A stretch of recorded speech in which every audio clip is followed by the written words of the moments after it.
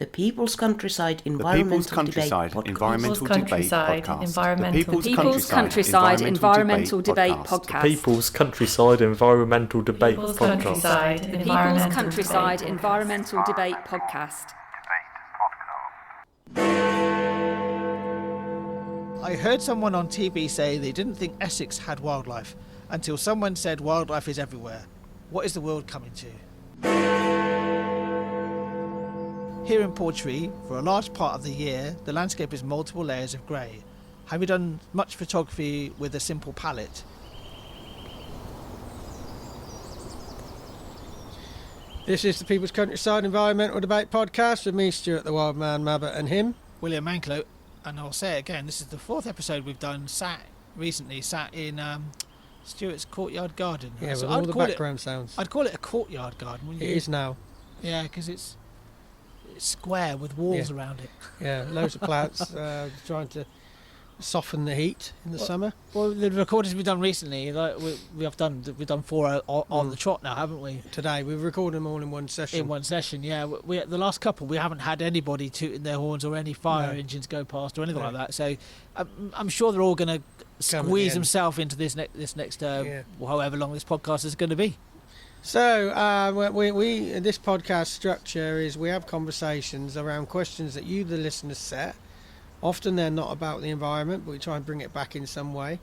The People's Countryside idea, I mean, the name, it was a wider project, and we started off doing work about the people who were working in the countryside, set up a podcast, and it's evolved into this.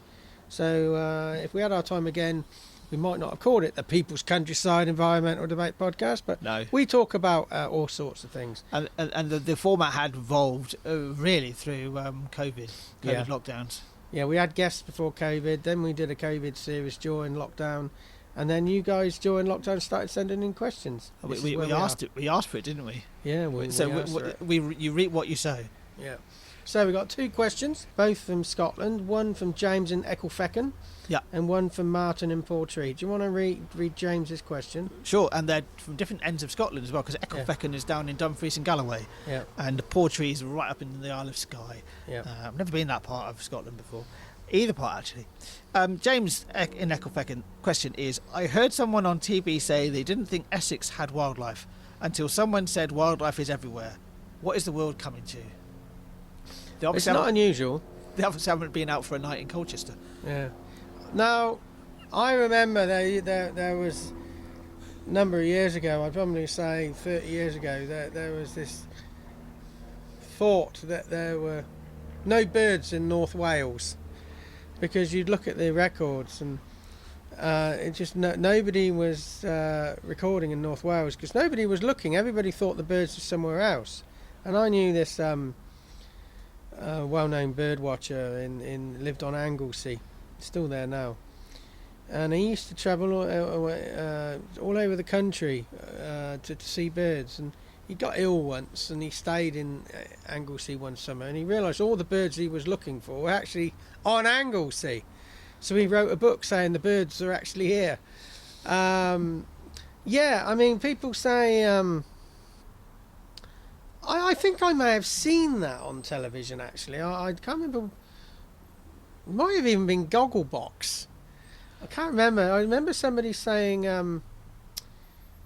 talking about, there was a wildlife show on about Essex, and somebody said, there's no wildlife in Essex. I'm sure I may have seen the same programme. I'd be intrigued to know what part, so whoever said this, have they been to Essex? And if they have, what part of Essex have they been to?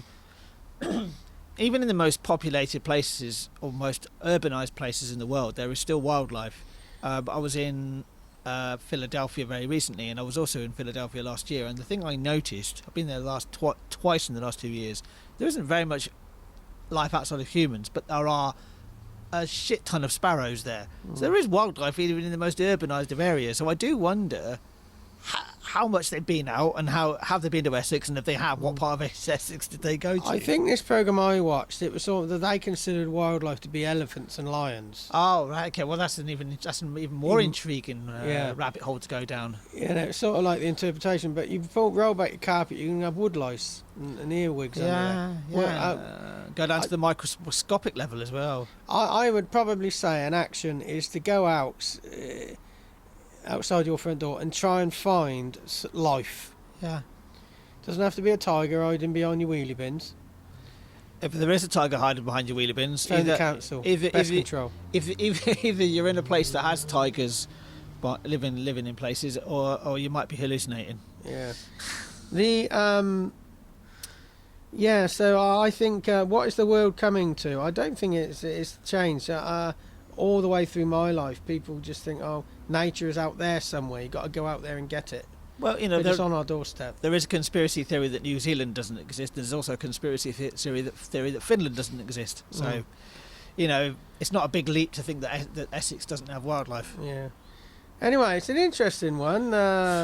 James from Ecclefechan. I kind of got the last feeling. question. He was talking about wolves in Greece, North and now Greece. he's talking about wildlife in Essex. I got the sneaky suspicion that James watches as the television on in the background whilst he's listening to the podcast, and he's going, "That's a great question. I'm going to ask that question." Yeah, maybe. James, keep sending them in. We like your questions. Yeah. So Martin in Portree, Scotland. Martin in Portree. We don't see these questions before we press do not. record. Remember? No. We literally see them as soon as I'm. It's generally me reading them out, isn't it? Yeah. Anyway, I don't know what point I'm making there. Martin's question then. Heard you say you are not that active as a photographer these days, William. Do you see a time where you'd go back to it? Here in Portree, for a large part of the year, the landscape is multiple layers of grey. Have you done much photography with a simple palette? That's a very nice question. Thanks for picking it up, Martin. Yeah, I have not been as active as I used to be in photography. I think because my mind has been elsewhere, on other projects, on other work, having less time for it, or allowing myself less time for it. So yeah, I do see myself getting back to it. I do have a drone as well, and I've been wanting to get out because we've had 2 or 3 weeks of gorgeous sunshine, and here in Oxford where I live, or where Stuart and I live actually, and it's a great time to be out with your camera. I think it has come from the fact that I just haven't given myself permission to go out with my camera again. So I do see myself getting back to it. But yeah, you're saying here in Portree, for a large part of the year, the landscape has multiple layers of grey. Have you done much photography with such a simple palette? Yeah, you're probably talking about, as far as I can visualising it, you get certain times of the day, you get certain lights of the day. You might have different layers of cloud at certain levels, and different as you're on the Isle of Skye. I could just visualise a layer of water, and a layer of landscape, and a layer of cloud, and then different other layers. I have done photography with that sort of palette. I recall a long road trip that I took with my wife to the south of Wales, and we would took a photograph back across the Severn Valley, looking over towards Gloucester direction. And yeah, the question you've asked me here about this simple palette, you can see those layers. That's something that really does get my creative ideas going.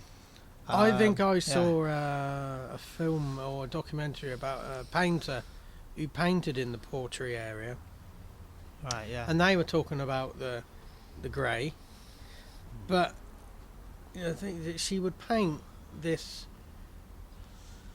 thing 4 times in a day, the scene, and it would constantly change. The grey would be constantly changing because of the way the light is, Yeah. the way the atmosphere is behaving. Yeah, I'm quite touched by the fact that somebody's asked me about my photography in this manner. I got nothing to add on this. No, but yeah, I heard you say that you're not that active as a photographer these days. Do you see a time when you'd go back to it? Yeah, I think also it's a matter of me finding a subject that matters to me as well. I did do quite a lot of railway photography, which I got published for on many occasions, and I enjoyed that process. I enjoyed the doing the same thing over and over and over and over again and mastering it. That's where I truly mastered my photography, my photography technique. I think photography is always going to be a part of my life. It has been a part of my life since I was quite a young child. I always attribute it to the first time I got my camera around about the age of 7. My mum bought me an automatic 35mm camera film camera, an autofocus, auto exposure, and all that sort of stuff, and it really got me interested in capturing what's around me. I'm still doing it. I'm still out there. You can find me on Instagram at shot at an angle. I've been sharing some photographs from my DSLR shots recently, and a lot of photographs of the different flowers of springtime which I've just taken on my phone. Shot at an angle. Go and check that out. And if you follow me, and if I see it's your name as well, I'll follow you back. So that's been Shot at an Angle William Manklow show. I've been a bystander, but I'll be back next time. This is the People's Countryside Environmental Debate Podcast. I'm Stuart the Wild Man Mabbott. I'm William Manklow, and I will say a couple of episodes ago there was a question directed to you as well, Stuart. It balances out. It does balance itself out eventually.